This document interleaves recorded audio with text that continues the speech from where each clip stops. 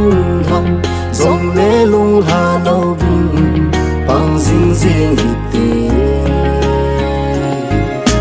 đi con hẹp mà tuy hung lên dòng lễ hay thiên hít tê ô lung lại trường hà dòng lễ dù vẫn cháy cháy nhìn dâu lung khát hay phung số nhìn tuy lên lại có nhìn lấy bằng ban gian hay khom hít tê hình khô nhìn hình mà lâu sẽ bấy hình khô măng